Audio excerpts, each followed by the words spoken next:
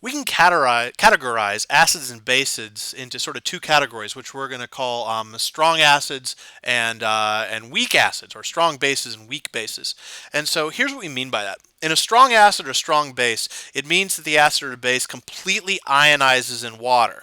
And so if we had one like, for example, hydrochloric acid, is that when that disassociates, whenever the two ions come apart, is that it completely comes apart, is that it breaks up entirely into H plus ions and chloride Cl minus ions, that there aren't like 90% of this and like 10% that are still stuck together. That's not happening with a strong acid. That does not go on with a strong acid, but it does happen with a weak acid.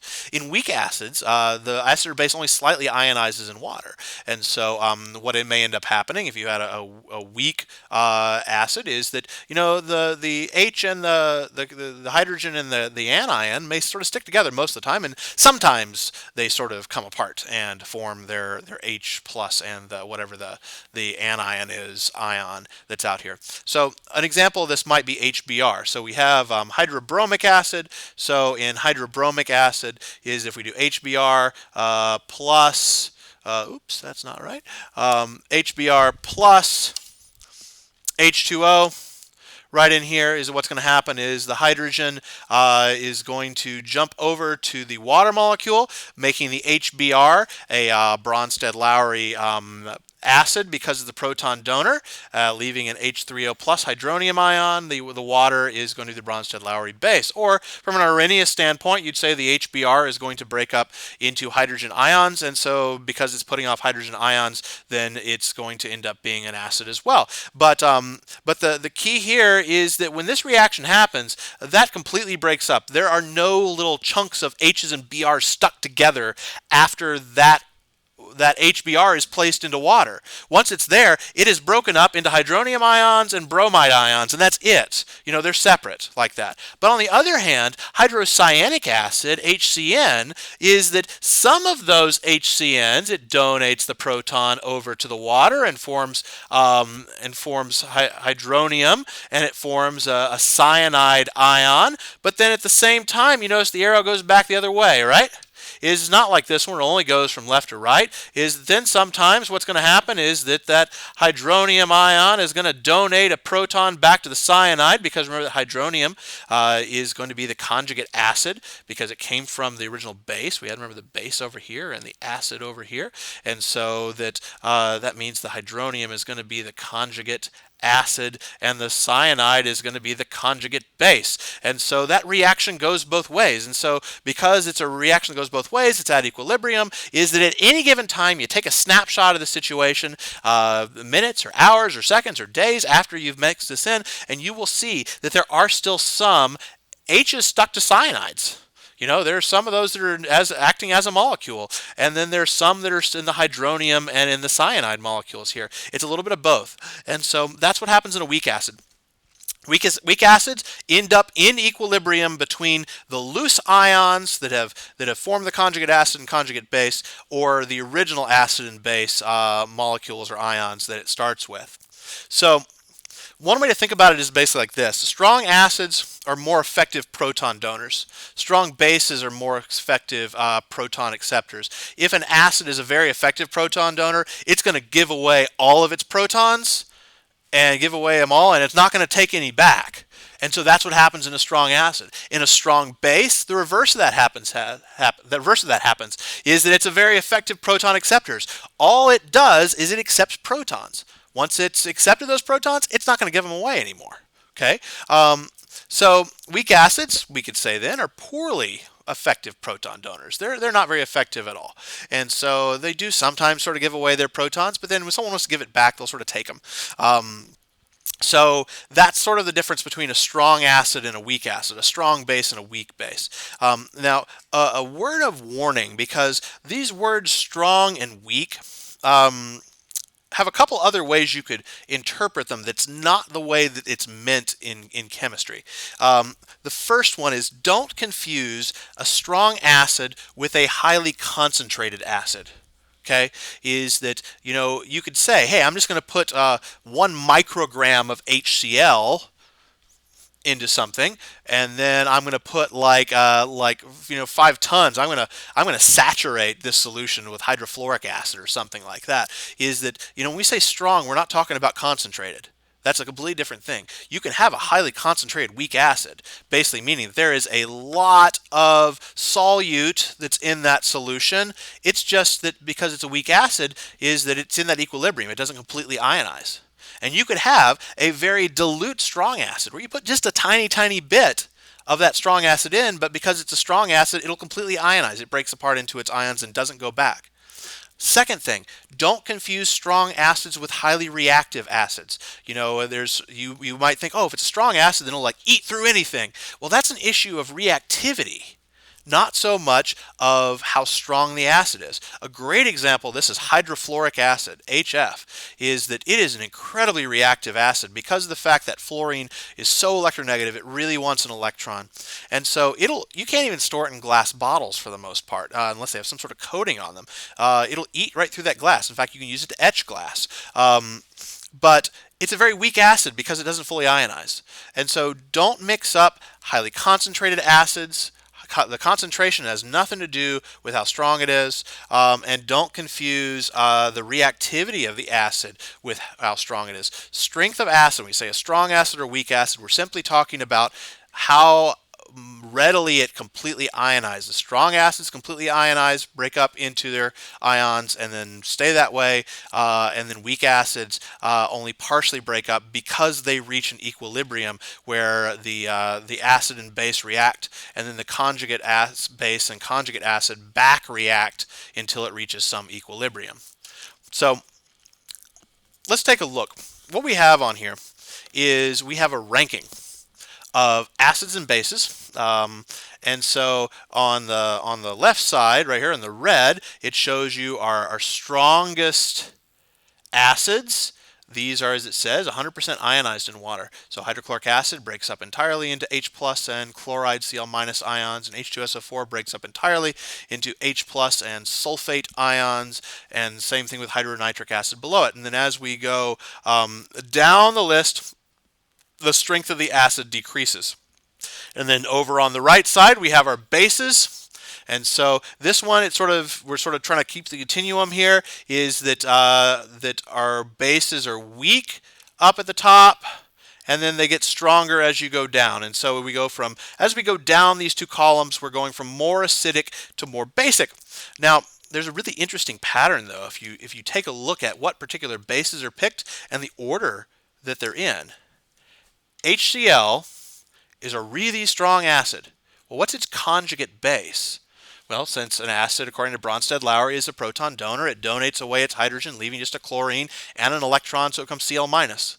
Well, take a look right over there. Cl minus. And in fact, if you look very carefully at all of these, you'll see that right across from every single one is the acid and its conjugate base. Or you could say the base and its conjugate acid if you go from right to left. But here's what's interesting. The strongest acid has a conjugate base that's the weakest conjugate base. And the weakest acid has the strongest conjugate base. Or you could say the reverse of that. The strongest conjugate base has the strongest base has the weakest conjugate acid. And the weakest base has the strongest conjugate acid.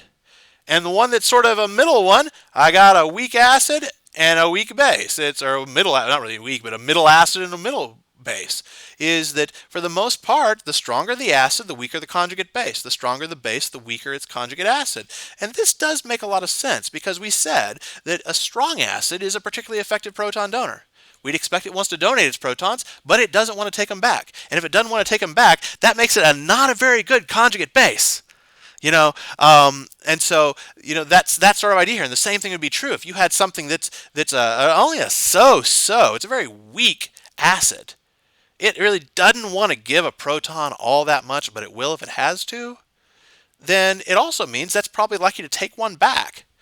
And so this same is going to be true for our strong bases. If you have a strong base, it's particularly good at accepting protons. And so the conjugate acid would be a very poor proton donor. So the stronger the acid, the weaker the conjugate base. The weaker the acid, the stronger the conjugate base. The stronger the conjugate base, the stronger the base, the weaker the conjugate acid. The weaker the base, the stronger the conjugate acid. So the original acid and the conjugate base, and the original base and the conjugate acid always are sort of opposite from each other in terms of strength overall. So let's talk about where is the cutoff between strong and weak as far as this. So what we're going to do is we're sort of going to say this. Strong acids are the acids that are more apt to donate protons than hydronium. So you can sort of see if you look on here, here's hydronium right here. This particular list only lists 3 of them in here.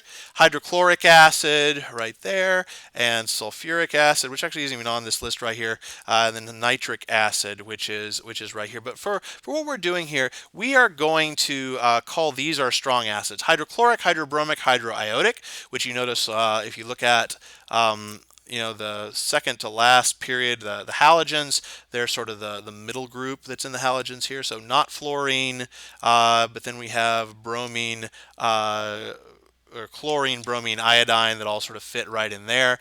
You can see we have our nitrates. So we have nitric acid, chloric acid, and then perchloric acid. So these are going to be the acids we consider to be the strong acids. So it's sort of a good idea to sort of know these. These are our strong acids. They always completely break up into ions. So if you see these, you know these are going to be one-way reactions. Every single one of them, 100% break up, 100% break up. This ends up being really important because if they 100% break up, that means we don't have to worry about an equilibrium. We know that whatever the concentration of HCl is also going to be the concentration of the hydrogen ion. So the concentration of HBr is going to be equal to the concentration of H plus ions, because 100% of that HBr breaks up into H plus ions. And since it's a one-to-one reaction, because there's no 2 down here, it's just 1 hydrogen for these particular guys, that's actually the reason why we don't have this H2SO4 on the list here. We're only going to be looking at basically ones that only have 1 hydrogen, because we don't want to worry about what happens if it has to lose, if it donates more than 1 proton. Just going to keep it simple for right now. But for the monoprotic, for the ones that only have 1 proton, 1 hydrogen in here, these are going to be our strong acids. Know these guys so that you're able to recognize them, because it's going to make things a lot simpler, because we're going to assume that every other acid that's in existence is a weak acid. They're all weak except for those 6 right there, those power 6 for the monoprotic strong acids. So for these strong acids, as we said, the acid entirely dissociates into H plus ions. So as we said, H plus concentration is the same as the concentration of the original acid. For weak acids, though, we can't do this. It's not an assumption we can make because it's at equilibrium. And so the concentration of H plus ions is always going to be lower than that of the original acid, at least when we first started off with at the starting state. Is that it's not true. So let me clarify this. It's not true that this is always lower like after it's reached equilibrium. So maybe I should say sort of like not at equilibrium. But it means that if you look at the let's see here, that starting concentration of the acid, so that the final or equilibrium concentration of H plus ions will always be lower than that starting concentration of the acid. And that's not true for our strong acids. For strong acids, whatever the concentration you started off with your acid is, it's going to be the final concentration of H plus ions or hydronium ions is going to be the same. But for weak acids, we can't do that. So what we're going to have to do is we're going to have to use our mass action expression to work out what our concentrations are. So I want you to imagine some hypothetical weak acid, HA. And so we have our hydrogen out front, and then we have some anion. Could be a single monatomic anion, could be a polyatomic anion, it doesn't matter. We're just going to call that group right there A. And so the overall form is going to be, lost my AQ over here,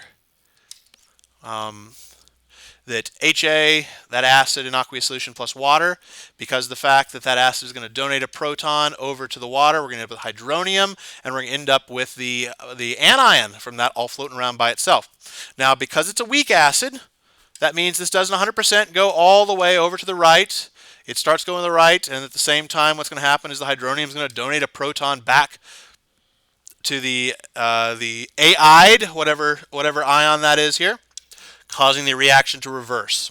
And so when we start this off, it'll start off, you presumably would start this reaction by adding HA acid, whatever this is here. The reaction proceeds to the right, starts proceeding to the left until it reaches equilibrium. So if we allow it to reach equilibrium, then we can sort of set up our KEQ equation. And so with that, we have KEQ is going to equal to the concentration of H3O plus to the whatever power that is, which is the first power, because it's a 1s for the coefficient. In fact, since they all have 1 coefficients for this particular situation, everything's got a 1 up there. And so since everything has a 1 right there, we can safely ignore them right there.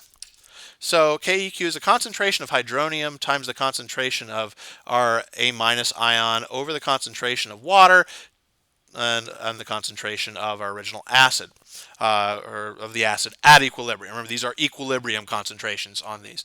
Now, sort of as we saw before, is that, we're going to assume they're not super strong acids, or super concentrated acids. Let me clarify, not super concentrated acids, but and because of that is that really they're relatively dilute. The concentration of water, which we said if pure water is about 55 molar, adding a little bit extra stuff is not going to change that by a whole lot. So that concentration of H2O is roughly constant. And so we're going to go ahead and just as we did with our KW, we're going to multiply the concentration of water up to both sides. So it's going to cancel it down here, and giving us the concentration of H2O constant times KEQ constant, as long as we're at a constant temperature, which we will be, 25 degrees Celsius still. And so what we end up with is a new value, Ka, right here. And so Ka is going to be equal to the hydronium concentration times the concentration of whatever the cation is of your acid over the equilibrium concentration of your acid, because these all three exist because it's a weak acid. Or we could similarly write this because remember our hydronium and our hydroxide, hydronium and hydrogen ions always have the same concentration. Ka is also equal to these, to this one as well. So we either write it this way or this way. They mean the same thing. They'll have the same value that's in here. So this is basically what we want to do. We're going to set up sort of our Ka equation, which is the term for this. This is called the acid dissociation constant. It's basically going to tell us how much the acid will dissociate when in aqueous solution, the degree to which it will. And we can use that with the mass action expression to find the hydrogen concentration for weak acids. Okay, so once we go back here, is that you could say, hey, if I know what Ka is for a particular acid, then I'm able to say, hey, how much acid did I start with here? How much HA did I put in here? And so I put that concentration that's in there. Well, I find what is at equilibrium. And once I find the equilibrium concentration of that, I can find that from the initial concentration using that mass action expression, and then can use that to solve for either my H plus concentration or whatever else I'm looking for in here. But that's going to be basically the idea we're going to use, sort of using our equilibrium knowledge to be able to figure out what the concentration is once this reaction for these weak acids reaches equilibrium. Now, couple things just note here. Higher values of Ka indicate that the acid is a stronger acid. Okay, that is, it more completely disassociates. If you were to find the value of Ka for a strong acid, one of those lists of the few acids that we talked about, the hydroarobic and hydroiodic and such like that, then you'd find they have extremely high values of Ka. And so to the point of we really don't even sort of talk about them because we just assume they're just a strong acid. But for weak acids, higher values of Ka indicates the acid is stronger, more completely disassociates. These values of Ka, like the values of the concentrations of the hydroxide and the hydronium and the hydrogen ions we saw before, vary widely, and so it also makes sense to use a logarithmic scale. And so oftentimes we'll use pKa, where pKa is defined as being the negative log base 10 of Ka, whatever that is here. Sometimes a little more convenient to use. And so because the fact that, once again, it's a negative log right in here, lower values of pKa indicate stronger acids. And so if you have a pKa that's low, like a 1 or a 2, then you'd say, hey, this is a really stronger weak acid here. In fact, actually, if you're at a 1, you'd probably be a strong acid at that point. But if you had a value of like a 5 versus a 9 for your pKa, you'd say, hey, the one that's a 5 is a stronger acid, the one that's a 9 is a weaker acid in comparison in terms of how much they disassociate.